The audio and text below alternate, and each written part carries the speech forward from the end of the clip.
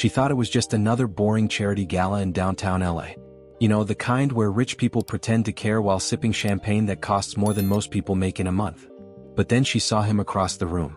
Dark suit, darker eyes, and that smile that screamed danger wrapped in expensive cologne. He wasn't supposed to be there. Men like him don't show up at senators' fundraisers unless they want something. And what he wanted was standing right in front of him, totally clueless, wearing a red dress that should have come with a warning label. She had no idea who he really was. No clue that every person in that room either feared him or owed him something. Her father, the good senator, kept talking about cleaning up the streets, fighting organized crime, being tough on the mob. Meanwhile, his daughter was about to shake hands with the most dangerous man in California. The irony? It was gonna get way more complicated than that. Real quick, if you want to see how this dangerous game between a mafia boss and a senator's daughter plays out, hit that subscribe button and smash the like right now. Because trust me, what happens next is gonna blow your mind. Every look, every secret, every forbidden moment, it all leads somewhere you won't see coming. Don't miss it. Subscribe so you don't lose the rest of this insane story. Her name was Isabella. Bella to her friends.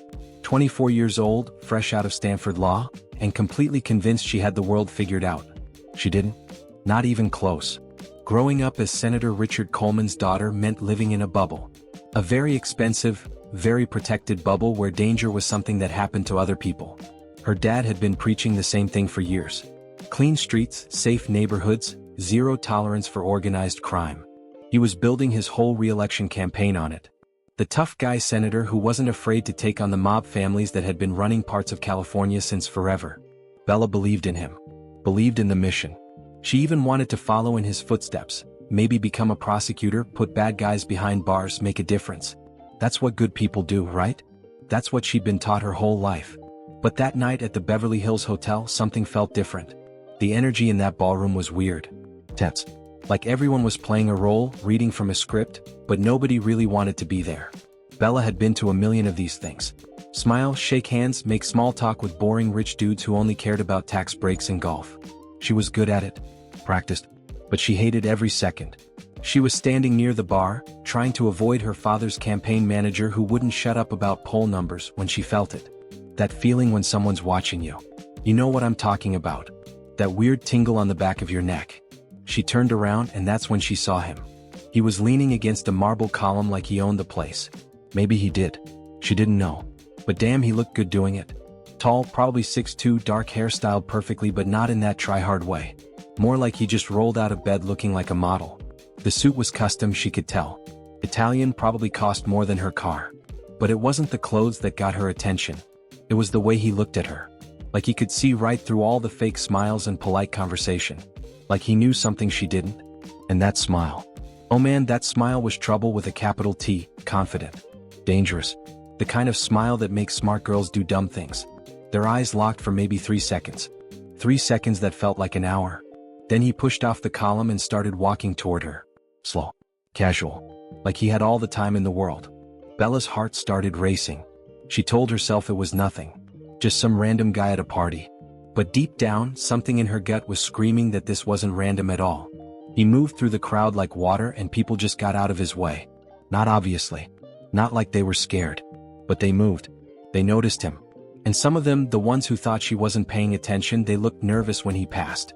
He stopped right in front of her. Close enough that she could smell his cologne. Something dark and expensive. Cedar and smoke. He didn't say anything at first. Just looked at her with those intense brown eyes that seemed to catalog everything. Her face, her dress, the way she was gripping her champagne glass a little too tight. Then he smiled again and she felt her stomach flip. "You look bored," he said. His voice was deep, smooth, with just a hint of an accent she couldn't place. East Coast maybe. New York or Boston. Bella laughed before she could stop herself. That obvious? Only to someone who's paying attention. He held out his hand. "I'm Marco." She shook it. His grip was firm, warm, and he held on just a second longer than necessary. "Bella." "I know who you are," he said, and something in his tone made her pulse quicken. Not threatening. Just matter of fact. Like of course he knew. Like everyone knew. "Should I be flattered or concerned?" she shot back, trying to sound more confident than she felt. "Depends on what you're afraid of." There was that smile again. Killer. They talked for 20 minutes. 20 minutes that felt like 5. He was funny, sharp, asked questions that actually made her think instead of the usual boring small talk. He didn't ask about her father, didn't bring up politics, didn't try to network or drop names. He just talked to her like she was a regular person. Like she was interesting. When was the last time that happened? She couldn't remember. He told her he was an import-export. Vague, but she didn't push. He told her he'd grown up in the Bay Area, moved to LA 5 years ago, loved the ocean but hated the traffic. Normal stuff. Safe stuff. But the whole time there was this undercurrent. This electricity. Like they were having two conversations at once. One with words, one with looks. "I should probably get back," Bella finally said, even though she didn't want to. "My dad's gonna wonder where I disappeared to." Marco nodded slowly. Can't have the senator worrying. Something flickered in his eyes when he said that. Something cold. But it was gone so fast she thought she imagined it. "It was nice meeting you, Marco." "You too, Bella." He pulled out his phone. "Let me get your number. I'd like to see you again. Away from all this." He gestured at the crowd with something like disdain. She should have said no. Should have made up some excuse. But she didn't. She gave him her number and watched him save it with a satisfied smile. As she walked away, she could feel his eyes on her back. When she glanced over her shoulder, he was still standing there, watching her with an expression she couldn't read. Behind him, she noticed 3 men in dark suits. They weren't looking at her. They were looking at him. Waiting. Like guards. Like employees. It was weird, but she shook it off. That night, lying in bed in her apartment in West Hollywood, she couldn't stop thinking about him. About his smile, his voice, the way he made her feel seen. Her phone buzzed around midnight. A known number. But she knew who it was before she even opened it. "Still thinking about me?" the text read. She smiled in the dark and typed back. "Maybe. You still thinking about me? Since the second I saw you." And just like that, she was hooked. She had no idea she just started playing the most dangerous game of her life. No clue that the man on the other end of that text wasn't just some charming guy with a mysterious job. Marco Valentino wasn't an import-export. He was the head of the Valentino crime family. The same family her father had spent the last 3 years trying to destroy. The same organization responsible for half the illegal activity in Southern California.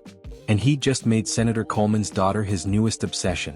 Not because he fell for her at first sight, but because he had a plan. A plan that started with those dark eyes and that killer smile. A plan that was gonna tear her world apart. Bella's hands were shaking so hard she almost dropped the photo. The red dot. Right over her father's heart. This wasn't a bluff. This wasn't a negotiation tactic. This was a promise. A countdown. She pulled out her phone and called Marco. He answered on the first ring. "You got my message," he said calmly. Like they were discussing dinner plans. "You're insane. You're actually insane." Her voice was barely above a whisper. She was standing in her father's empty office, surrounded by photos of him with presidents and dignitaries, awards for public service, framed articles about his war on organized crime. And she was holding proof that all of it might end with a bullet. "I'm practical," Marco corrected. "Your father made his choice. Now you have to make yours. Convince him to back off, or I can't protect him anymore." "Protect him? You're the one threatening him." "No." His voice got harder. "I'm the one holding back the people who want him dead right now. There are 5 families in California, Bella. I run one. The other 4 are ready to move on your father tonight. I'm the only thing standing between him and a funeral. But I can't keep doing that if he's gonna destroy us all. So you have 24 hours. Convince him. Or I step aside and let nature take its course." The line went dead. Bella stood there in the dark office, her mind racing. She could go to the FBI. Show them the photo. Get protection for her father. But then what? Marco gets arrested maybe. His organization gets disrupted. And those other 4 families he mentioned? They'd still want revenge. They'd still see her father as a threat. Protection doesn't last forever. Eventually people get careless. Eventually opportunities appear. Her father would spend the rest of his life looking over his shoulder. They both would. Or she could convince her father to back down. Save his life. But compromise everything he'd worked for. Everything he believed in. Let criminals win because they were willing to kill for it. That's what giving in meant. It meant admitting that violence works. That terror works. That good people lose when bad people are willing to go further. She drove home in a daze. Sat in her apartment. Stared at the photo until the sun came up. And then her phone rang. A known number. Of course.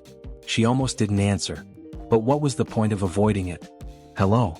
Isabella Coleman? A woman's voice. Professional. Unfamiliar. Who is this? My name is Agent Sarah Chen, FBI. I'm part of a task force investigating the Valentino organization. I know you've been seeing Marco Valentino. I know you just found out who he really is. And I know he's using you to get to your father. I'd like to talk to you. In person. Somewhere safe. Bella's heart was pounding. How do you know all that? We've been watching Marco for 2 years. We have surveillance on his properties, his phones, his associates. We know about the coffee shop meeting. We know about the threats. And we want to help. But you need to trust me and meet with me. Today. This was it. The way out maybe. Or another trap. How was she supposed to know? Where? There's a diner in Pasadena. Frank's Place on Colorado Boulevard. Be there in 2 hours. Come alone. Don't tell anyone. Not your father, not your friends. If Marco finds out you're talking to us, things could go bad fast. Agent Chin hung up before Bella could respond. 2 hours. She looked at the clock. 7:30 a.m. That meant 9:30 meeting. She had time to think. Time to decide. But thinking wasn't helping. Every option felt wrong. Trust the FBI? They wanted to use her too. Just in a different way. Trust Marco? Absolutely not. He'd proven exactly what he was willing to do. Trust her father? He'd rather die than compromise. That was noble. That was principled. But it didn't keep him alive. She got in her car and drove to Pasadena. The diner was exactly what you'd expect. Red vinyl booths, checkered floors, the smell of bacon and coffee. Agent Chin was sitting in a corner booth. Asian woman, early 40s, wearing a blazer and jeans. She looked normal. Tired. Like she'd been doing this job too long. Isabella. Thanks for coming. She gestured to the seat across from her. No recorder on the table. No obvious wires. Just 2 coffee cups and a serious expression. Bella sat. What do you want from me? Straight to the point. I like that. Agent Chin took a sip of coffee. We want Marco Valentino. We've been building a case against him for years, but he's careful. Really careful. He doesn't get his hands dirty. Doesn't leave evidence. Doesn't make mistakes. But you're his mistake, Isabella. He got emotionally involved. That makes him vulnerable. He wasn't emotionally involved. He was using me. Maybe at first. But our surveillance suggests otherwise. The way he talks about you to his people. The way he looks at you when you're not watching. The way he's risked exposure to spend time with you. That's not strategy. That's feelings. And feelings make people sloppy. Bella felt something twist in her chest. She didn't want Marco to have feelings for her. That made everything more complicated. More painful. What are you asking me to do? Wear a wire. Meet with him again. Get him to talk about his operations.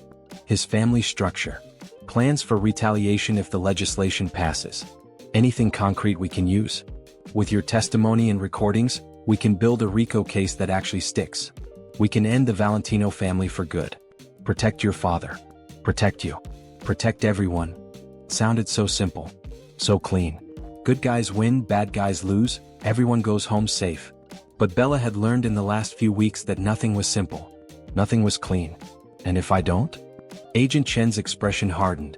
Then your father probably dies. And you spend the rest of your life knowing you could have stopped it. There it was. The same ultimatum Marco had given her. Just wrapped in a badge and a promise of justice. Everyone wanted her to choose their side. Everyone wanted her to betray someone. There was no neutral ground. No way to keep her hands clean. She thought about Marco.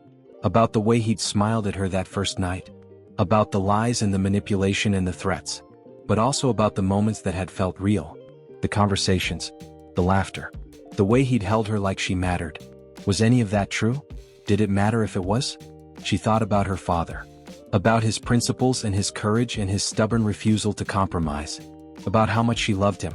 About how much she didn't want to watch him die for being right. And she thought about herself. About the girl she'd been 4 weeks ago who thought she understood how the world worked. That girl was gone. Whoever she was now, whatever she decided in this moment, it was gonna define the rest of her life. I need time, she said finally. Agent Chin shook her head. You don't have time. We've intercepted chatter suggesting the other families are planning something for tonight. A coordinated hit.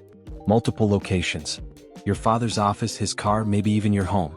Marco's holding them off, but barely. You have to decide now, Isabella. Right now. Are you with us or not? Bella closed her eyes.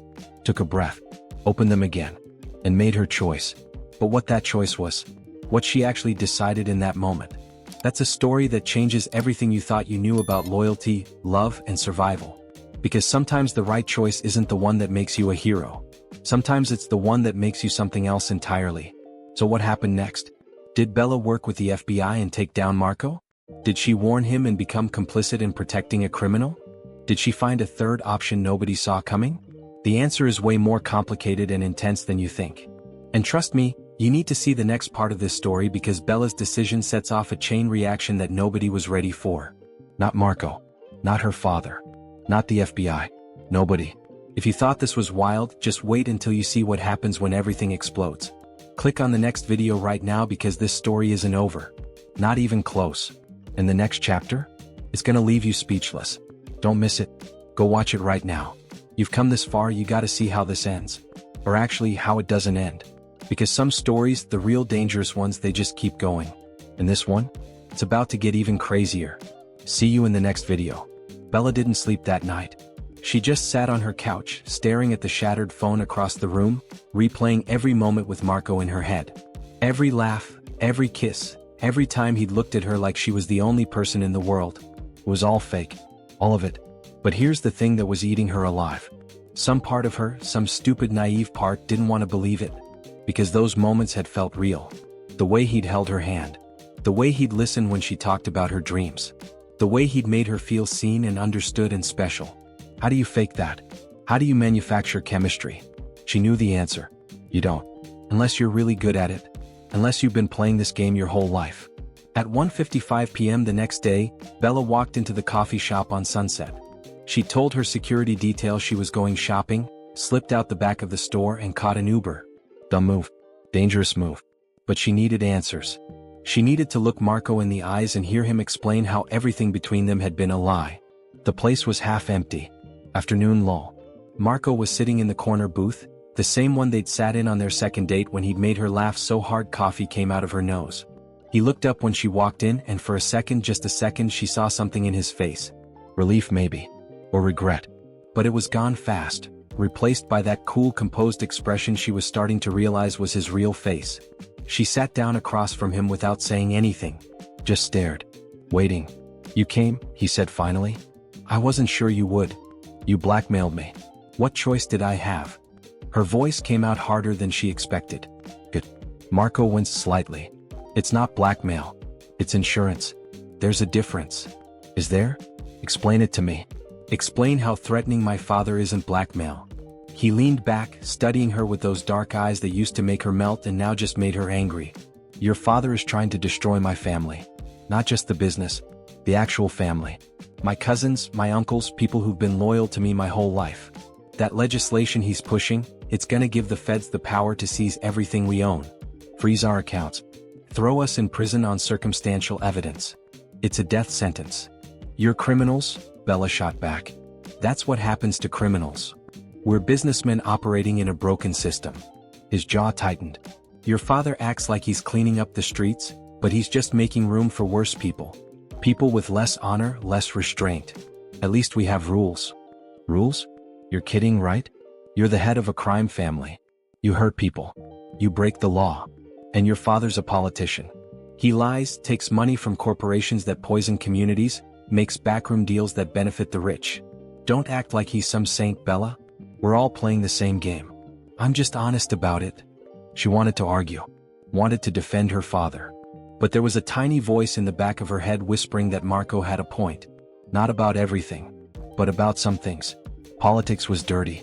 Everyone knew that. But at least her dad was trying to make things better. Right? She shook her head, trying to clear it. This was what Marco did. He twisted things.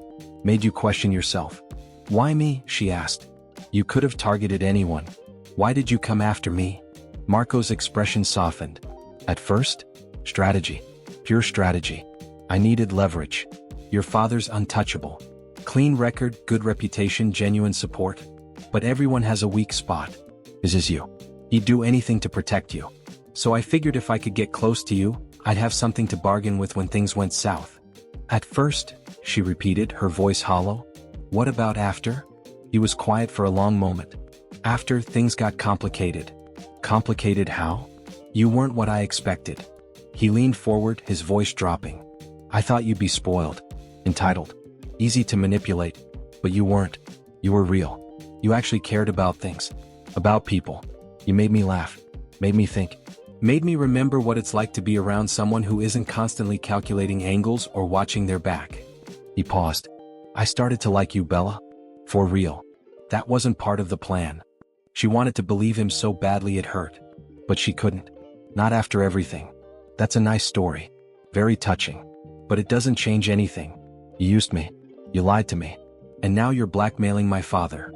I'm trying to survive, Marco said, and there was real frustration in his voice now.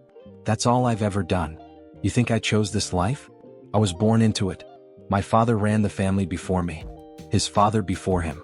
I was groomed for this since I was a kid. I never had a choice. By the time I was old enough to understand what we really did, I was already in too deep. You leave this life, you end up dead. That's how it works. That's not an excuse. It's not an excuse. It's an explanation. There's a difference. He pulled out a folder from the bag next to him and slid it across the table. These are the photos. The documents. Everything I have on you and your father. Some personal stuff. Some political stuff that would be embarrassing if it got out.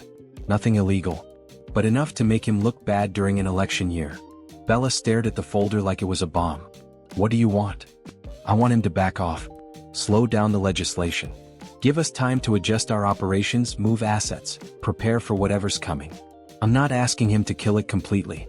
I know that's not happening. Just delay it. 6 months. That's all I need. And if he doesn't? Marco's face hardened. Then I release everything. The photos of you and me will make him look like a hypocrite. The senator who preaches family values while his daughter dates a mobster. The other documents will raise questions about some of his donors, some deals he made early in his career. Nothing criminal, like I said, but enough to damage him. Maybe cost him the election. Bella felt sick. You're asking me to betray my father. I'm asking you to save him. Marco reached across the table like he was going to take her hand, but stopped. If he keeps pushing this hard, Bella, people in my world are gonna get desperate. Desperate people do stupid things. I can control my family. But there are other families. Other organizations that don't play by the rules we do. If they think your father is an existential threat, they might decide to handle it more permanently. I don't want that. I'm trying to avoid bloodshed here. Are you threatening to kill my father? Her voice was shaking now. I'm telling you that other people might if he doesn't back off. I'm one of the reasonable ones, Bella. Trust me on that. There it was. The real Marco. Not the charming guy who took her to taco trucks and made her feel special. This guy. Cold. Calculating. Willing to threaten and manipulate to get what he wanted. She stood up abruptly, grabbing the folder. I'll talk to him. But I'm not making any promises. Marco nodded. That's all I'm asking. Talk to him. Make him understand the stakes. He stood up too. For what it's worth, I am sorry. About lying to you. About putting you in this position. If things were different, if I was different, maybe we could have been something real. Bella looked at him one last time. There was something in his eyes. Sadness maybe. Or maybe that was just another manipulation. She couldn't tell anymore. Goodbye, Marco. She walked out of that coffee shop carrying a folder full of secrets and lies, and she had no idea what to do next. Tell her father and watch him probably get hurt? Keep quiet and become complicit in Marco's schemes? There was no good choice. No right answer. Just two bad options and a clock ticking down. That night, she sat in her father's study, the folder unopened on the desk between them. He wants you to delay the legislation, she said quietly. 6 months. That's his price for not releasing what's in there. Her father didn't open the folder either. He just looked at her with tired eyes. And if I don't? He says other people in his world might do something worse. He says he's trying to protect you. Senator Coleman laughed bitterly. Protect me? Right. He's protecting his empire, sweetheart. That's all this is. He finally picked up the folder, flipped through it briefly, then tossed it aside. None of this matters. Whatever's in there, we'll deal with it. I'm not negotiating with the mob. Not now, not ever. That's a line I won't cross. Dad, he's serious. This could ruin you. Let it. His voice was firm. I'd rather lose an election than compromise my principles. I've worked too hard, too long to cave now. These people, they think they can buy or threaten everyone. But they can't buy me. And they sure as hell can't threaten me through my daughter and expect me to fold. He reached across and took her hand. I know this is hard. I know you have feelings for him whether you want to admit it or not. But this is bigger than both of us. This is about what kind of world we want to live in. Bella felt tears burning her eyes. What if something happens to you? Then something happens. But I'll go down fighting for what's right. That's all any of us can do. He squeezed her hand. You're not responsible for his choices, Bella. Don't carry that weight. This is on him. All of it. But as she left his study and went back to her apartment, Bella couldn't shake the feeling that this wasn't over. Not even close. And 3 days later she was proven right. Marco sent her a single text from yet another unknown number. Just 4 words that changed everything again. Check your father's office. She didn't want to. Every instinct told her not to engage. But she couldn't help it. She drove to her father's office building downtown, used her security clearance to get in after hours and found it. On his desk. An envelope with her name on it. Inside was a single photo. Recent. Taken that morning based on the timestamp. Her father getting into his car outside their house in Brentwood. And in the corner of the photo, barely visible, was the red laser dot of a sniper scope on his chest. The message was clear. Marco wasn't bluffing. And the clock had just run out. The next 3 weeks were like something out of a movie. Marco was smooth. Too smooth. He knew exactly what to say, exactly when to text, exactly how to make her feel special without coming on too strong. They went on dates. Real dates. Not fancy restaurants where people would recognize her and start gossiping. He took her to hole-in-the-wall taco spots in East LA where the food was incredible and nobody cared who her dad was. They drove up the coast to Malibu at sunset, sat on the beach and talked about everything except politics. He made her laugh. Made her feel normal. Made her forget about the pressure of being Senator Coleman's perfect daughter. But there were things. Little things that didn't quite add up. Like how his phone would ring at weird hours and he'd step away to take the call, his whole demeanor changing. Professional. Cold. Or how when they went out, there was always a black SUV following them at a distance. When she asked about it, he just smiled and said he had security. Import-export could be dangerous, he explained. People tried to steal shipments, interfere with business. She bought it. Why wouldn't she? He seemed legitimate. He had nice cars, nice clothes, talked about investments and real estate. Nothing about him screamed criminal. Nothing obvious anyway. Her best friend Sophie wasn't buying it though. They met for coffee at their usual spot on Melrose and Sophie had that look. The one that said she was about to say something Bella didn't want to hear. So this Marco guy, Sophie started, stirring her latte way too aggressively. What's his deal? Like really? What does he actually do? Bella shrugged. I told you. Import-export. That's what guys say when they don't want to tell you what they actually do, Bella. Come on. You're smarter than this. What's that supposed to mean? Sophie leaned in, lowering her voice. It means I asked around. Nobody knows him.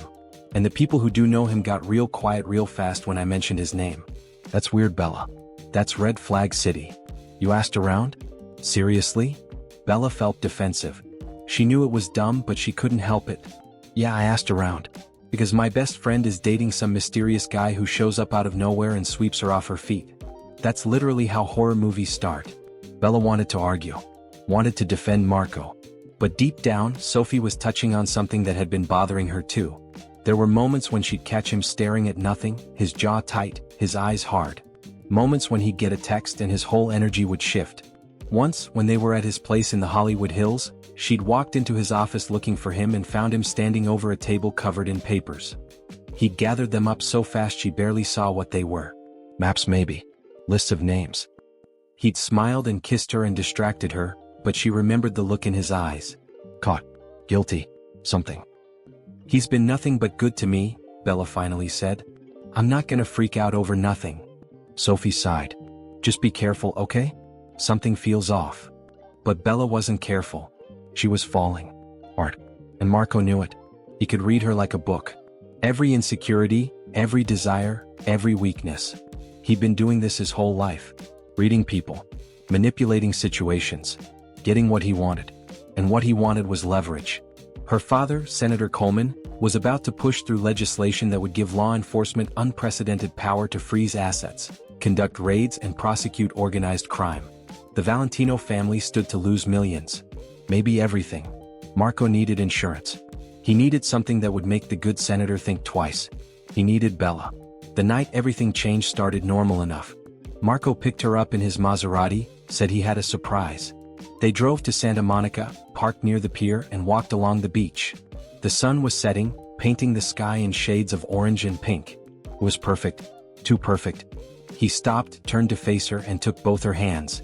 "I need to tell you something," he said, and his voice was different. Serious.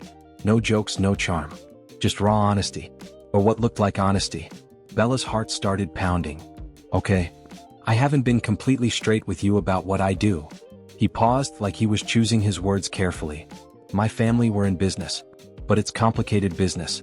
Importing and exporting, yeah, but also other things. Things that exist in gray areas." Gray areas?